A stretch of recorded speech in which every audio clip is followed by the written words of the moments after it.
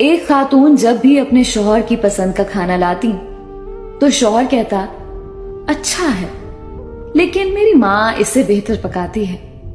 بیوی شوہر کو مسکرا کر دیکھتی اور چلی جاتی. اور جب بھی بیوی اچھا پرفیوم لگاتی وہ اسے کہتا ہے کمال ہے، میری ماں کی خوشبو کی طرح ہے. وہ مسکرا کر رہ جاتی. اور اس طرح اس خاتون نے ساری زندگی ایسے ہی الفاظ سن سن کر گزاری. ماں کرتی ہے، ماں کہتی ہے، ماں کا پرفیوم، ماں کا کھانا پکانا وغیرہ وغیرہ.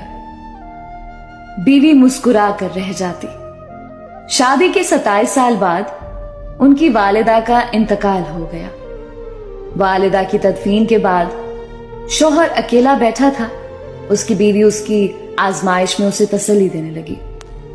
تو اس نے اسے کہا اب تمہارا کھانا پکانا میری ماں کے پکانے جیسا ہو گیا ہے، اور تمہاری باتیں میری ماں کی طرح ہیں، اور تمہاری ہنسی اور تمہاری خوشبو بھی میری ماں جیسی ہو گئی ہے.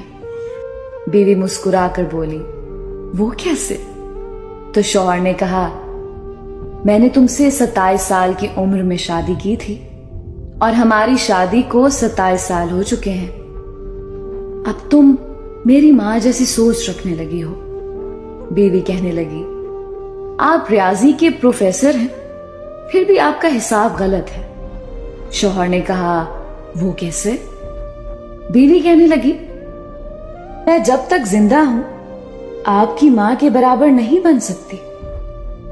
ان کے 54 سال دینا میرے 27 سال کے برابر نہیں ہو سکتے، اور جس کے قدموں کے نیچے جنت ہے میں ان کے برابر نہیں ہو سکتی. خاوند فرتے جذبات سے رو پڑا اور کہنے لگا کیا تمہیں کبھی میری ماں سے تشبیہ دینے کی تکرار سے پریشانی نہیں ہوئی؟ میں ہر کام میں ماں کو یاد کرتا، ان کی تعریف کرتا تھا جیسا کہ دوسری خواتین کرتی ہیں. اس نے کہا نہیں، کبھی نہیں، بلکہ معاملہ اس کے برعکس ہے. خاوند نے کہا وہ کون سی باتیں ہیں جو تم تمنا کرتی رہی اور میں تم سے پوچھ نہ سکا؟ بیوی نے کہا جب بھی آپ اپنی ماں کی بات کرتے اور میرا موازنہ ان سے کرتے تھے میں کہتی اے اللہ میرے بیٹے کے دل میں میری محبت ویسی ہی ڈال دے جس طرح تو نے اس کی دادی کی محبت اس کے باپ کے دل میں ڈالی ہے. کیونکہ آپ نے اپنی والدہ سے محبت تمام حدوں سے بڑھ کر کی ہے، اور میں بھی یہی چاہتی ہوں کہ میرا بیٹا بھی مجھ سے ویسی ہی محبت کرے جیسی آپ اپنی والدہ سے کرتے ہیں.